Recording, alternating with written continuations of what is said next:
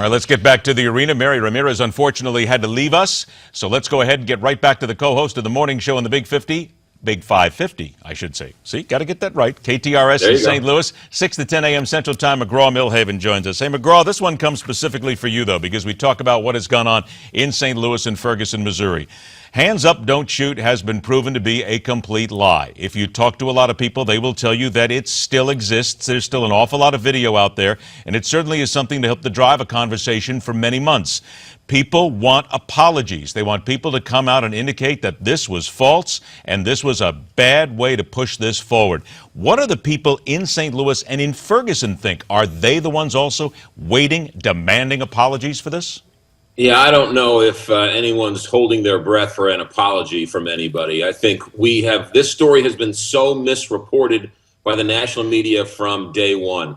Now we know that the Justice Department said the exact same thing as the local prosecutor, Bob McCullough. And yet there were no riots, there was no Al Sharpton coming out, there were no protests. And they still believe hands up, don't shoot happened.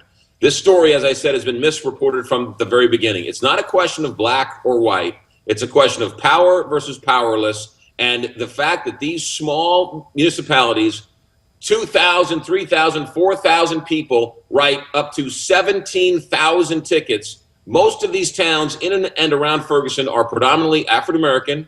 They target African-Americans. They write tickets to African-Americans. Their mayors are African-American. Their police chiefs are African-American. It's so insidious, Ed, that the police chief of Pine Lawn, a town of 3,500 people, wrote 17,000 tickets last year. They have warrants up to 23,000 outstanding warrants in a town that is 90% African-American, and their police chief, his name is Anthony Gray, and he is the attorney for Michael Brown's family, going on national news outlets talking about how bad the police are, and he's the police chief of one of these towns.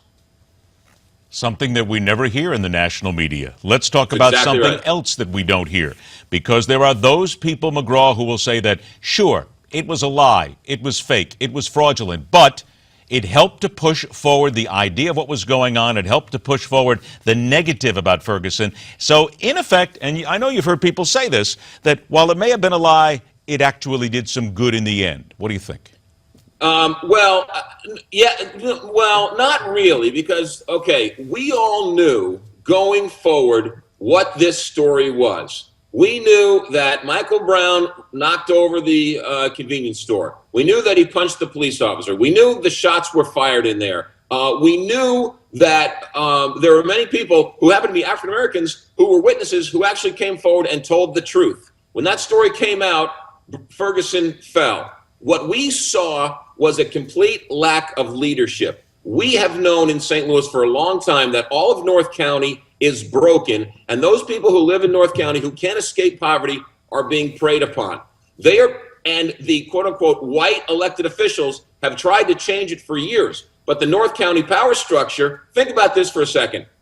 Okay, Ferguson has a white mayor and a white city council. Okay, fine. They have a black county executive, county councilwoman. They had a black county executive. They had a black attorney general. They've had black state representatives. They have a black president of the United States. So why wasn't this fixed beforehand, right? It's not white versus black. It's powerful. What's the answer to that then, McGraw? Why wasn't it fixed beforehand with all those people?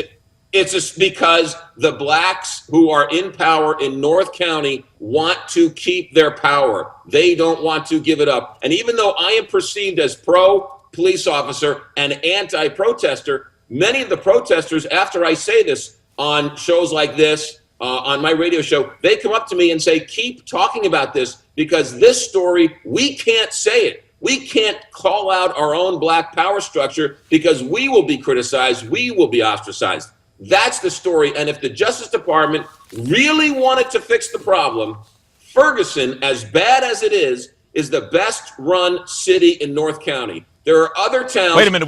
Hang on, McGraw. Hang on. Say that again. You're saying Ferguson is the best run city. You realize, of course, there's going to be a lot of people who have seen the pictures coming out of there, and they're going to say, you have got to be kidding.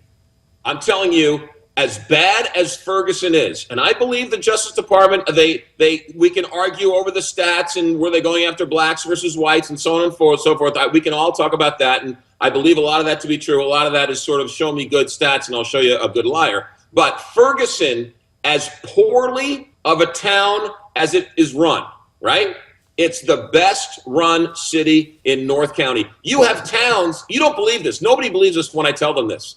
They have towns of 1,000 people, and they have a police department. They have 90 cities in St. Louis County. They have 60 different police departments. That's ridiculous. In the 21st century, why does a police department have 10 officers, write 17,000 tickets, and yet let drug dealers and drunk drivers drive right on by and not deal with the real issues? Then how can we say, and again, I've only got about a minute left, so how can we then say that they're one of the best run cities when we have all these problems and we have found out that the police department was taking complete advantage of the African American community? Because that's how bad the other towns are being run.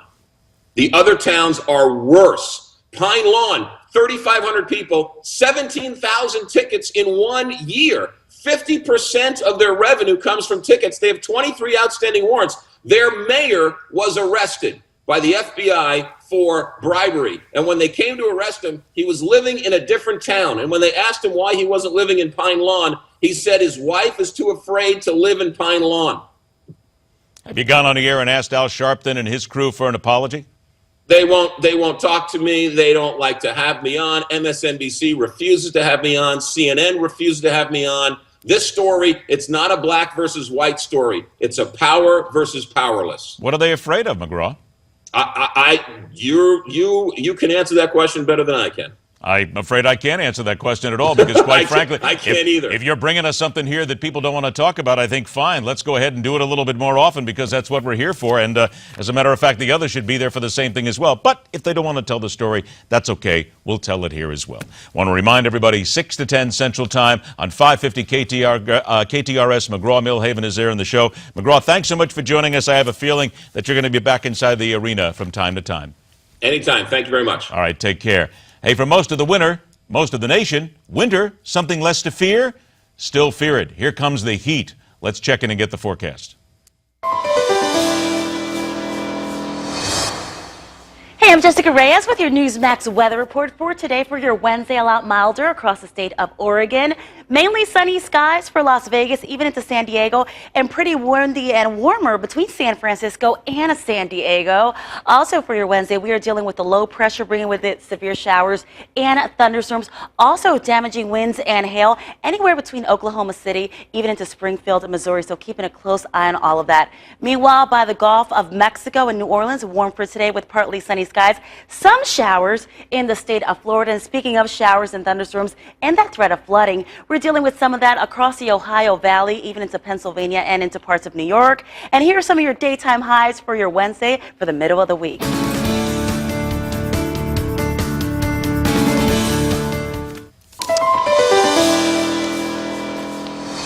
I can actually say after looking at that ski season is finally over, and that is a bad thing for those of us who enjoy it. All right, here's hoping that your weather gets better wherever you are. Thank you very much, Jessica. All right, when we come back, second half of the arena, Dr. Ben Carson may have to worry about what was said in a recent GQ profile. The problem is, Dr. Ben Carson is the one who said it.